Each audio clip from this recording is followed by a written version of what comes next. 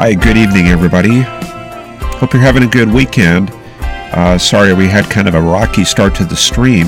I was planning to stream to Twitch as well as to YouTube using a restreaming service, and I was seeing a lot of drop frames there, so I decided to go ahead and just switch it over to YouTube, especially since we have a bit of a hurricane approaching Ireland for tomorrow, and we'll show some of that for our webcast this evening. Let's head into some of the charts and take a look at what's going on. And we've seen that baroclinic system across the central U.S. kind of consolidate and lift northeastward. And now we have a frontal system moving through the New England, Quebec area. And the leading edge of the front is something like this. And then the warm front extending up towards the Maritimes like that. So it looks like that front has cleared much of Texas. It's just south of Houston through central and southern Mississippi, and then up through the Appalachians. And behind that, this is the area of cold air advection coming in the wake, and the strongest cold air advection is focused mostly on the Midwest. Not so much down in Texas. In fact, the models had we saw a timing error with the front this morning. We were expecting it to come through parts of North Texas about 4 to 5 in the morning, and it did not come through until about 9 o'clock, 8 to 9. So major timing error there on the models, and less cold air advection than had been expected. Out in the western U.S., very weak baroclinicity compared to a couple days ago. The lines are kind of spread apart, so it looks like we're kind of in between systems this evening. And then further up to the northwest, it looks like we have another storm gathering strength up here. Here's the baroclinic zone up there in the Gulf of Alaska. Another one up in Alberta and Saskatchewan. So we're looking at the front, probably something like that. Just as an initial rough guess, and that puts it well up to the north there in Alberta and British Columbia. Now we also do have some weather going on in Europe, so we're going to cover a little bit of that this evening. So let me switch over to the available model suite out in that region. And what we're on right now is we're on the model guidance site, mag.incep.noaa.gov. And from there we can pick out the official GFS forecasts for different areas of the world. So I'm going to pick up the one for Europe. And we can look at the same sort of charts, the thickness, and we'll pick out the 3-hour forecast there. So we get the precip fields, and there we go. So a very similar picture there. So to analyze this, the basics are just pretty much the same. There's our baroclinic zone right there. So the jet, the polar front jet, is going to follow that band there pretty closely. So we're going to expect to see upper level ridging across much of Central Europe, probably above normal temperatures in France, Germany, and Italy. And then out here, out in the Atlantic, we've got Ophelia, which is heading northeast towards Ireland. And it does look like it is picking up some baroclinicity here, because the thickness gradient is running almost right through the center of the storm there. So we might be able to pick out a little bit of a cold front along that system, and then a warm front like that right there. Now the system up in Norway, this does definitely have some, this is your classic frontal low pressure area. So there you go, that's the positions of the warm front. So that's extending from central Norway down through Sweden and down through Lithuania right there, almost down to Poland. and then high pressure across Italy and the Balkans right there. So that's our basic look going into the weather in that area, and let's check out Ophelia. It's very rare that we look at a hurricane that far to the west, but there it is right there.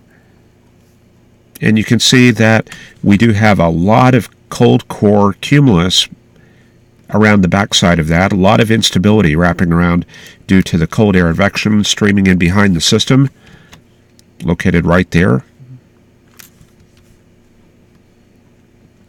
And then out into Europe itself, very nice weather, very clear skies there. And only when we get out further west towards the UK, England, and the Bay of Biscay, we pick up some clouds in that region. So what are we looking at? I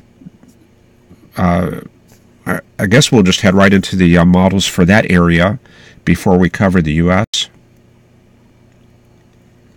And let's see, I do have a couple frames set up. I'm going to have to switch them over. Give me just a second here.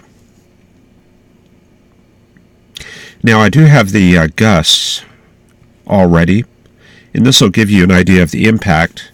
We're expecting this to be a 950 to 960 millibar low, and I don't know how many people are familiar with the 1987 storm. Back in October of 87, there was a very intense storm that hit southern England, and that was kind of under forecast, and it produced a lot of damage, and that's considered one of the strongest storms to hit that part of Europe in modern history. And it appears that the central pressure on this storm is in a similar range, so I do have some concern about this.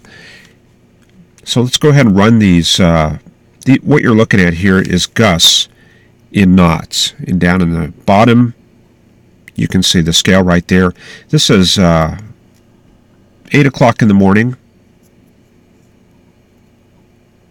in British time. So we can see the winds coming up to about 30 through Northern Ireland, and then 40 down on the coast there near Cork and Shannon. And going forward through time during the day,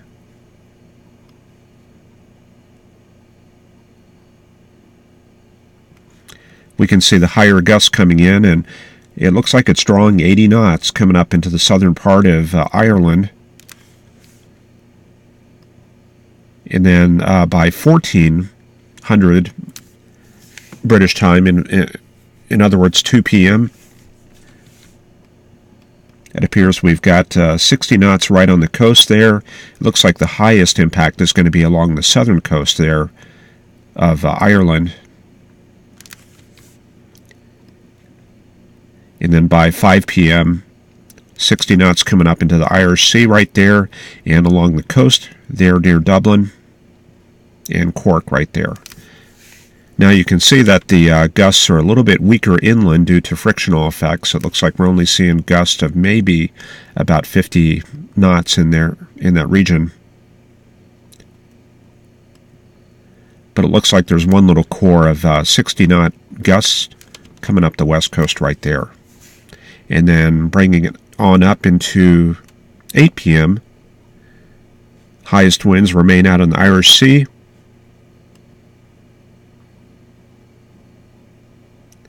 And then frictional effects kind of take over. We do see a lot of widespread 40-knot winds, so this will have a very extensive impact, but it appears most of the stronger winds are going to be out over the channel areas and out to sea.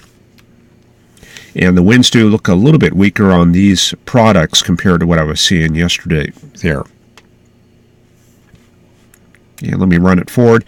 The storm is going to head up into Scotland and gradually dissipate. And then we're looking at the map here for Tuesday. Tuesday morning, we're seeing gusts up to about 55 knots there in, looks like north of Liverpool, up towards the northern counties of England, up to just south of Glasgow to Edinburgh. And then we see it emerge onto the east coast right there on later on Tuesday morning. I don't know how many British or Irish viewers we have, but feel free to speak up and chat if you're here. And let's see here. Let me go to the actual pressure charts, and let me see if I have that ready. Yeah, it looks like we've got that all set. Let me get this configured so you can see the times and all that stuff. Okay, so let's see. I'm trying to figure out how to make this all fit on one window without it being too small. Let me just tell you, the yellow is going to be the sustained winds of 45 to 50 knots. So that's kind of touching the bottom part of Ireland. You're looking at 9Z. This is going to be about 9 in the morning tomorrow morning. And we can see a central pressure here, 964. So that's getting in that ballpark of the 1987 storm, but not quite as severe as that one. And we've got the track going a little bit further west compared to yesterday. I think yesterday we were seeing more of a track like that right there. So looks like 968, 965, 964. So yeah, we're basically in the 960s, a little bit weaker compared to the 87 storm. But inland, looks like initially we can see some of these reds coming inland. So 35 knots sustained.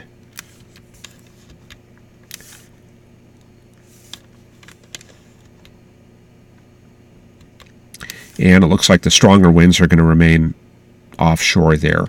Inland, yeah, you can see it just remains purple, and that puts it only in the 30s. So we're probably talking only about 25 to 30, gusting to maybe 45 or 50 in the inland areas right there, at least from what I can tell here on the GFS model. And the system continues progressing up there. Friction takes its toll. Also the loss of latent heat. And you can see the wind speeds come down quite a bit as it moves up into Scotland early on Tuesday.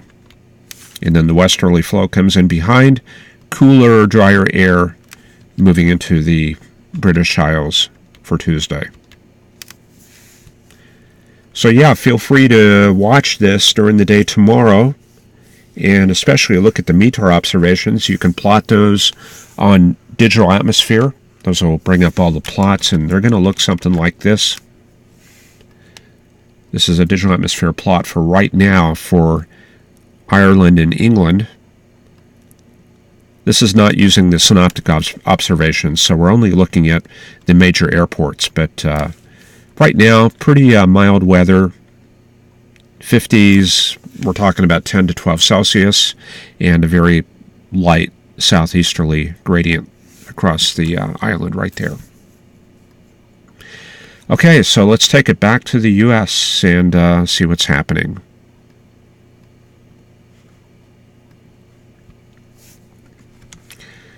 I think a good map to start out with is going to be, let me get the crowding factor set up here so the maps are easier to read. I think a good chart to start out with is going to be the potential temperature map.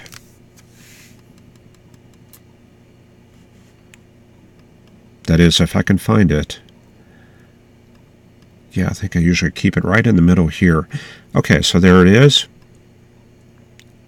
So yesterday we were seeing a thermal ridge across New Mexico out in this area right here.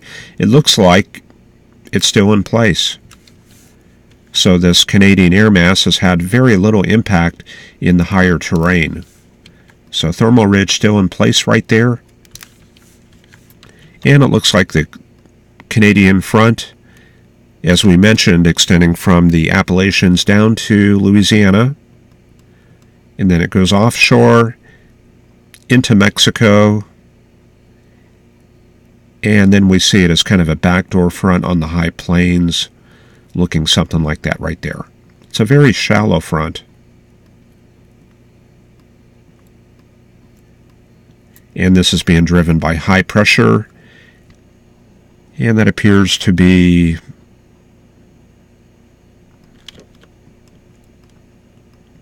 right in this area right here. You can see the anticyclonic turning of the winds right there, and then in the center of that, calm winds around Goodland and Binkle Bend, Nebraska. So we're going to put high pressure right there.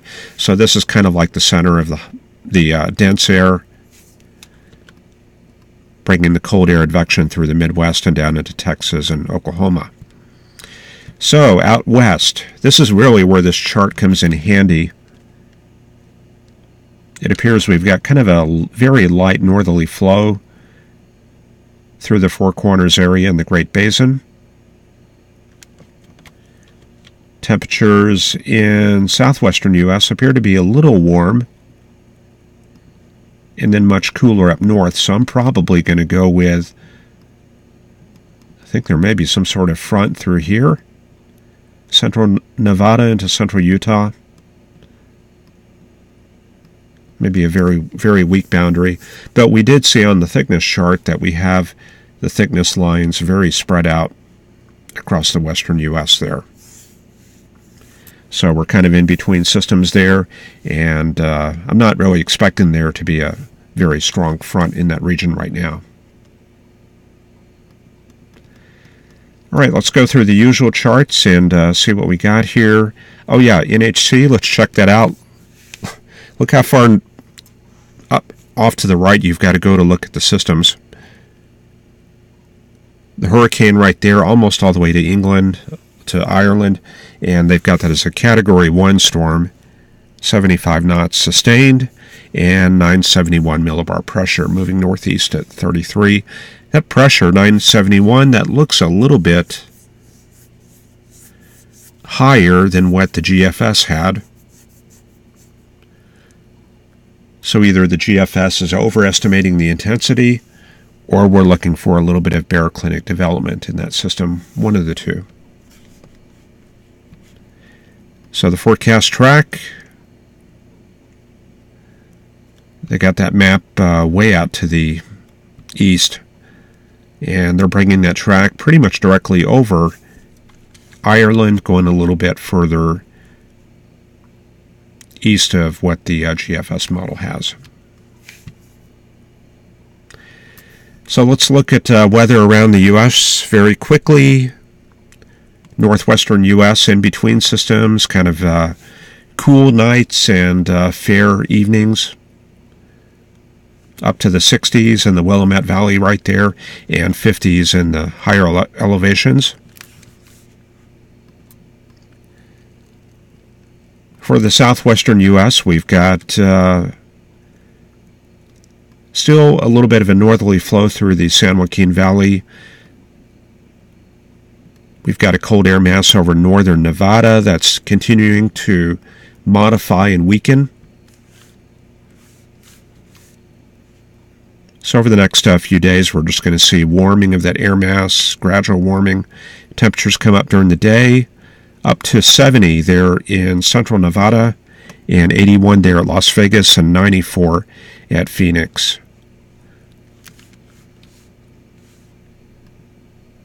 In the central U.S.,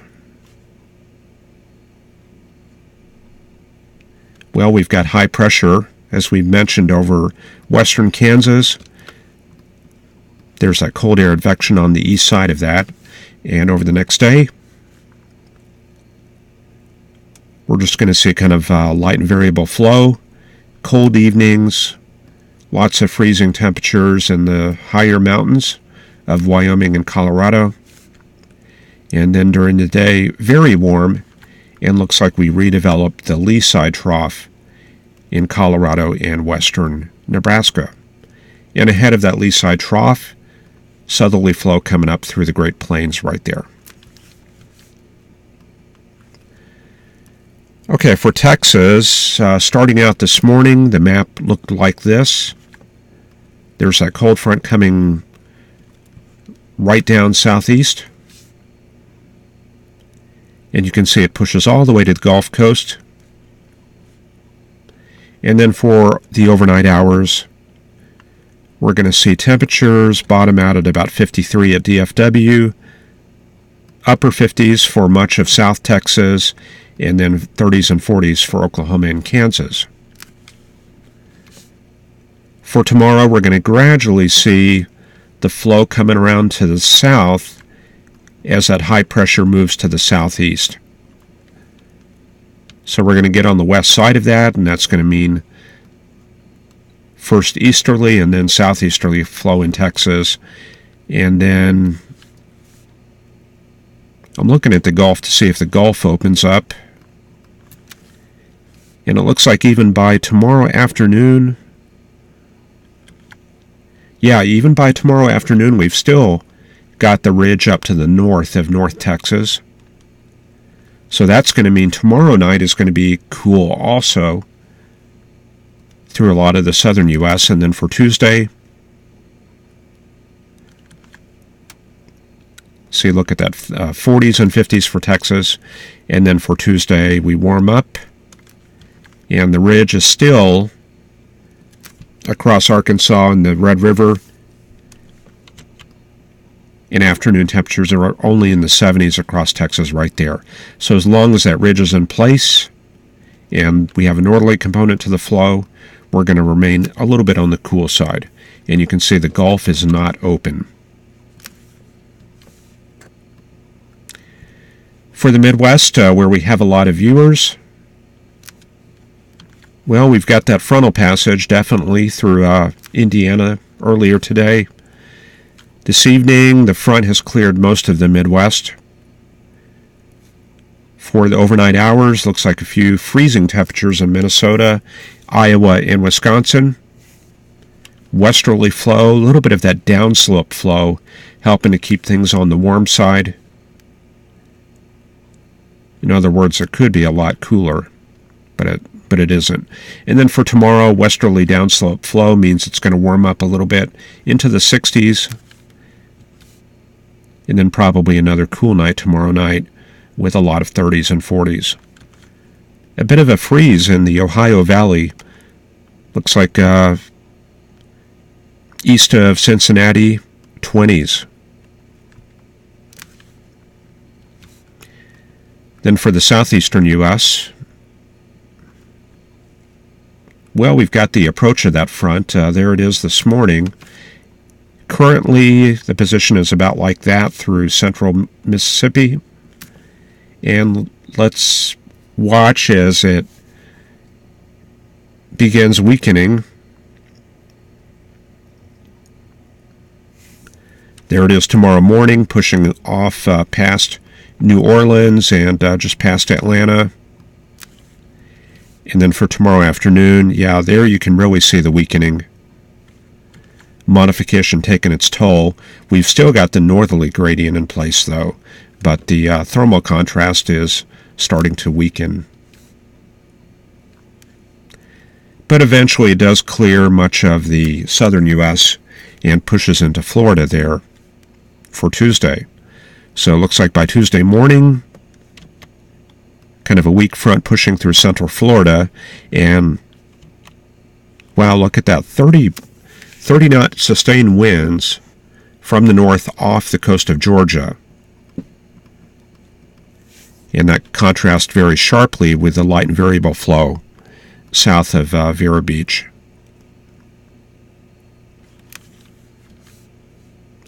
And then for the day Tuesday, looks like a little bit of a disturbance comes together in Florida. Maybe a bit of an easterly wave because the overall gradient is like that, and we've got high pressure to the north and low pressure to the south. So that's kind of a good setup for an easterly wave, and that appears to be kind of what happens. We get a little bit of baroclinicity.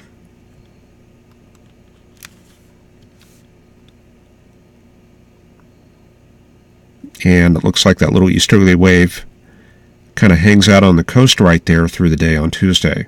So that might affect the weather a little bit there in Florida for Tuesday, and we'll take a look at that in further detail tomorrow.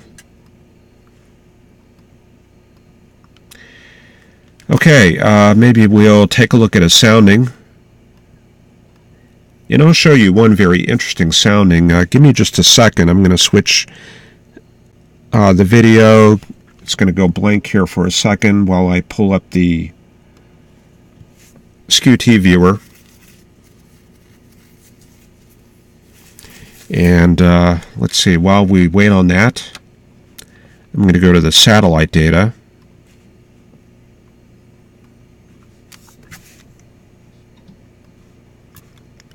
And of course, the satellite data means we usually take a look at the chat. So there's the current conditions there, and let's see what we got going on in chat. Got quite a crowd tonight. Let's see, we've got Carl Berghoff. Evening all, sorrow in Packerland tonight. Tree Nelson, Sue M. went from 72 to 54 in only 6 hours there in Indiana. We've got Ryan Toomey's there in Florida. Veo Joe. Ryan reporting hot weather, 92 degrees there in Florida. Carl Berghoff and, let's see, Lexi Walsh, Tree Nelson.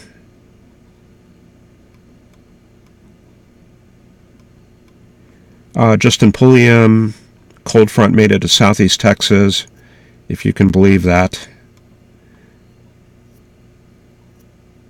And I'm just going to skim through chat real quick so I don't take too long here. Veo Joe, 52 degrees in central Illinois. Justin Pulliam printed a nice chart from Digital Atmosphere. Yeah, thanks. Glad you're getting some use out of the program, and I use it almost every day. Burl H. spent 5 hours playing with Digital Atmosphere, 44 degrees in eastern Iowa. Justin asked, did we have a Digital Atmosphere training webcast last night? Yeah, we had kind of a brief webcast, kind of a very short workshop. I'm going to do an extended one sometime. But if you refer back to last night's webcast, which is posted, you can take a look at that and check that out. Fun with Tech is here. Video Simple. 2 a.m., so I think Video Simple may be in the UK or Ireland, I'm thinking. Lexi says, don't forget to hit like and subscribe. Thank you very much. Michael O. bought a couple of my books today. Highly recommended. Thank you. I appreciate it. Every order on weathergraphics.com is appreciated. It helps support this webcast and supports the work I'm doing, so I do appreciate it. It is a one-man shop, and that's the reason I'm kind of stretched in many directions at once. At some point, can I go over the chart that shows a storm type as far as cold core and warm core? Yeah, I'll do that sometime, maybe in the next week. I'm going to have to get the graphics for that. Sue M. says UK Met will not warn of tornadoes because they say they don't want to alarm people. Wow, really? That was the U.S. policy up to 1950 when I think it was Reichelderfer, the U.S. Weather Bureau chief, he rescinded that order.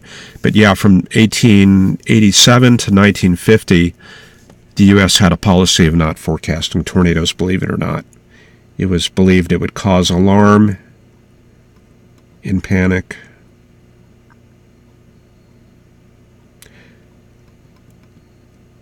Sue M. spotted a tornado near Cambridgeshire when she was there.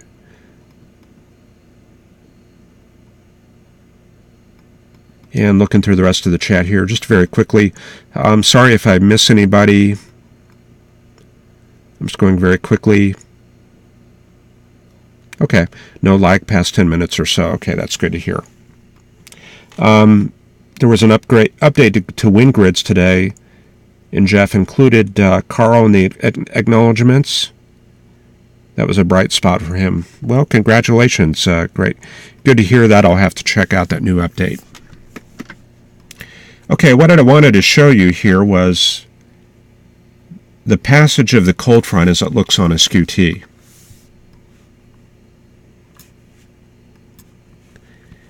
What you're going to see here is an hour-by-hour Skew-T a frontal passage at DFW last night, and you're looking at a Skew-T here. It is a model's Skew-T. It's not a radiosonde, but we can still use it to kind of visualize what's going on. So this is starting out at 2 a.m., and you can see the environment here shows kind of a conditionally unstable atmosphere.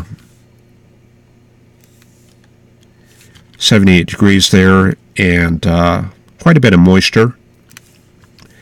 Now we're going to run it forward 1 hour. Okay, not much change there. You can see the surface wind still out of the south. Let's go to the next hour. Okay, not much change. And now we do see a little bit of a change here, and the winds have come around to the north in the lowest 2,000 feet or so. So there's the coldest temperatures right there at about 1 to 2,000 feet, and a very steep lapse rate in the lowest 1,000 to 1,500 feet right there. And there's the next hour. We can see the cold air mass deepens. There's that northerly flow right there. Looks like the top of the cold air mass is at about 5,000 feet, 850 millibars. In fact, you can read the altitude right here. That's geopotential height. And then that's an hour later at 7 a.m. The top of the cold layer is about right here, about 7,000 to 8,000 feet deep. Maybe a little bit shallower, maybe, yeah, probably about 6,000 or 7,000 feet right there. And then just running that forward. See, that's a classic frontal inversion right there. You can see the dew point follows the temperature line as you go up with height through that inversion layer. So that's a very distinct signature there of a frontal inversion. And then as the day goes on, drying in the mid-levels.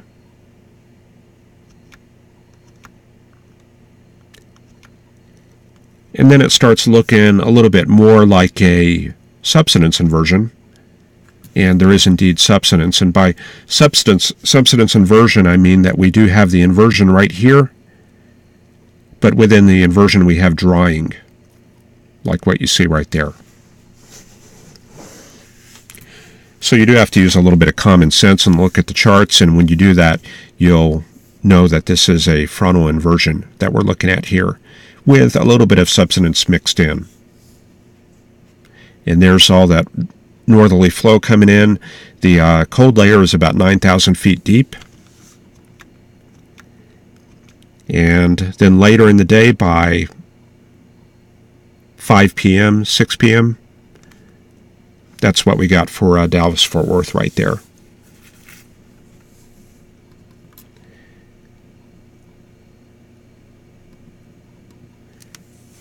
This is what the frontal passage looked like in Norman, Oklahoma.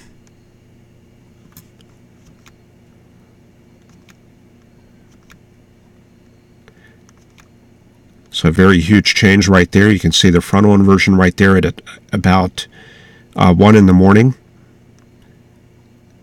I'm sorry, 2 in the morning, and then here's 3 in the morning. Then there's 4 and 5 and 6 and 7. And then the drying comes in. Very dramatic, and you can kind of do this by going to pivotalweather.com, and you bring up their forecast Skew-Ts and save them hour by hour to a directory, and then use a slideshow or viewer to do like I'm doing right here. Now let me run this back one more time and let you look at the hodograph. Okay, so here's the hodograph up at the top right.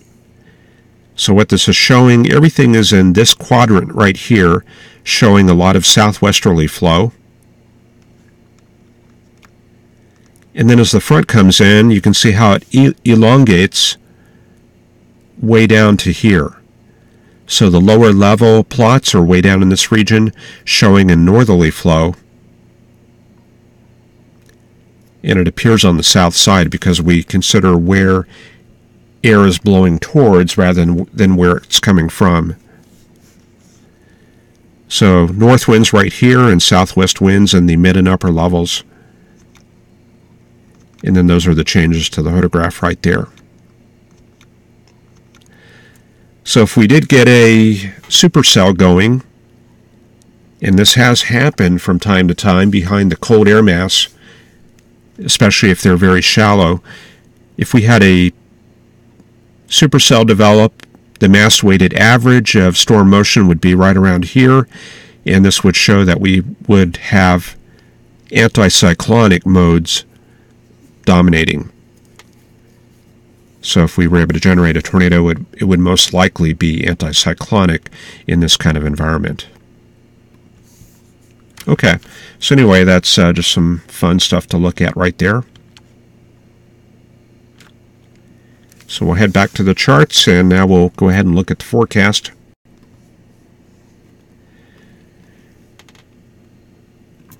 So what do we got going on for the rest of the U.S.?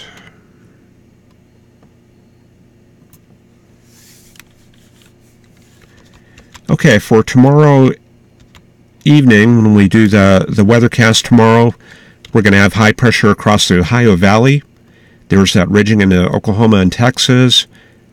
So this is going to be kind of a cold high. This is not a Bermuda high.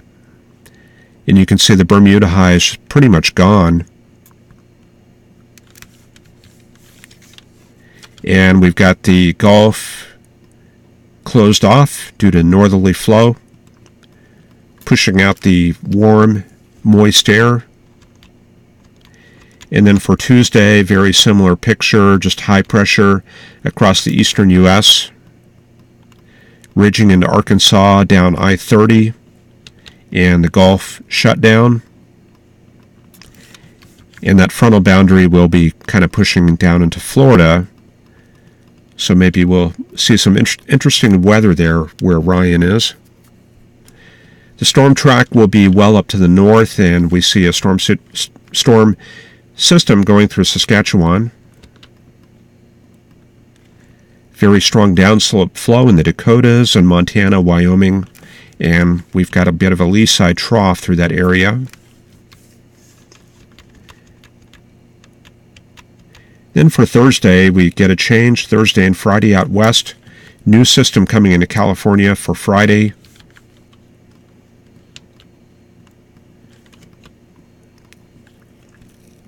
And it looks like the Gulf is starting to open up in Texas.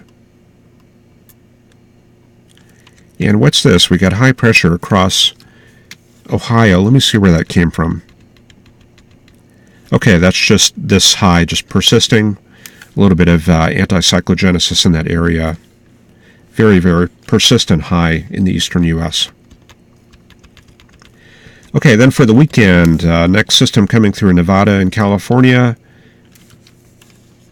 Snow in the higher elevations there. And the system crosses the Rockies during the day Saturday, approaching Colorado and Wyoming. And it's starting to appear that the track of this may be a little bit to the north. Looks like the warm front is well up to the north, up in Manitoba and Ontario. Very strong southerly flow, maybe a bit of a low-level jet through the plains, but the Gulf is not very open. Looks like a lot of recycled tropical air coming across the Gulf and into Texas.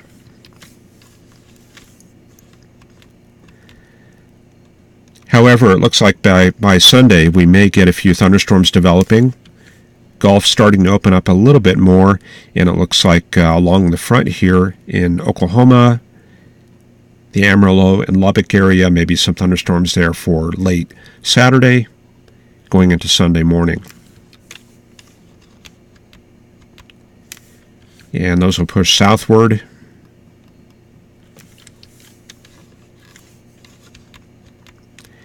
And then we get a very large Pacific high building in. And the European model has been much more aggressive with this high pressure. In fact, we'll take a look at that in just a minute. So the GFS only going for about 1032 millibars.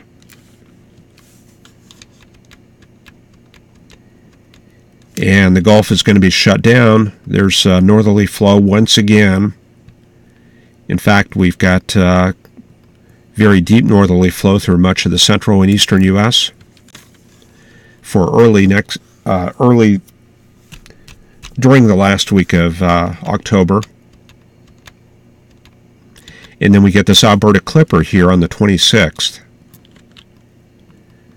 It's kind of interesting right there. A little bit of a snow band coming in behind that. And then I'll move quickly into the Midwest, and behind that, a very good push of cold air, giving us kind of a winter pattern. And the 540 line comes all the way down south.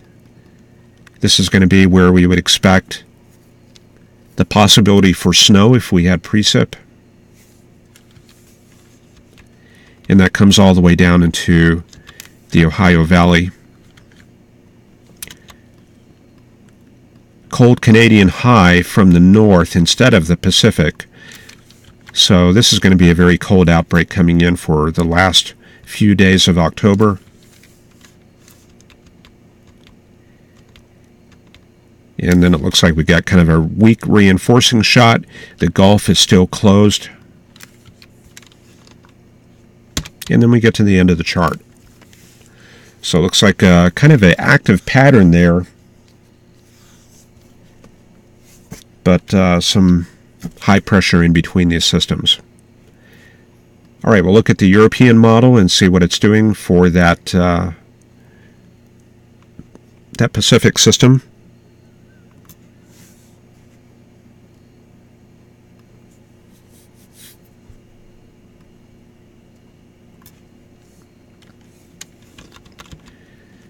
Okay, so there's the high pressure area we have right now. You can see it's affecting mostly the Rockies and southern U.S. and north of that, westerly gradient. Okay, so this is Wednesday, then Thursday. Low pressure up in Canada, a lot of cyclogenesis way up to the north, and this is the next system coming together. And here comes the next Pacific system. So by next weekend on the 22nd, 1038 millibar high. A little bit stronger than the GFS. I think probably the European model is back down a little bit on the intensity. And the European model going for some sort of low pressure system development south of Houston there. Looks like a baroclinic low right off the coast. It's kind of an interesting feature. If that is actually there, we're going to expect to see probably some very strong easterly flow across East Texas. Could be kind of a showery type pattern there, very strong isentropic lift. That would be a very strong source of forcing, and with this cold air over Texas, we would have very strong concentrated upglide over that boundary there. So we'll have to keep an eye on that. That's going to be around the 24th and 25th. I don't think the GFS is going for that.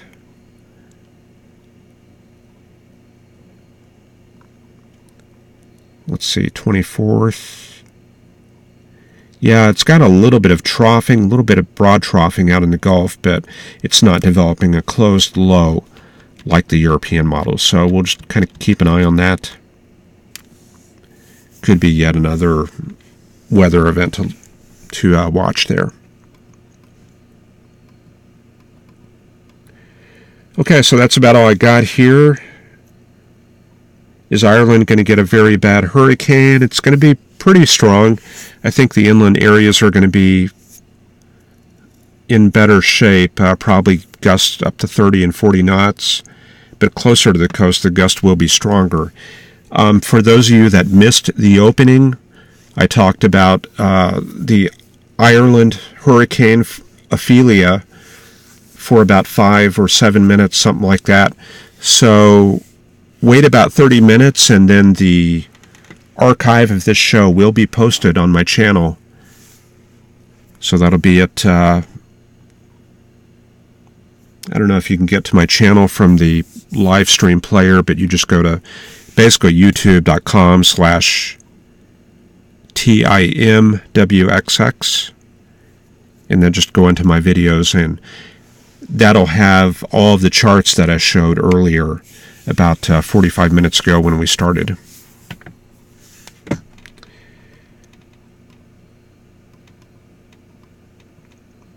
Okay, yeah, Sue M says chilly is good. I agree. I'm really looking forward to things cooling down. All right, so anyway, that's about all I got for this evening. I appreciate you all watching the webcast. Hope you enjoyed it. If you have any recommendations, let me know.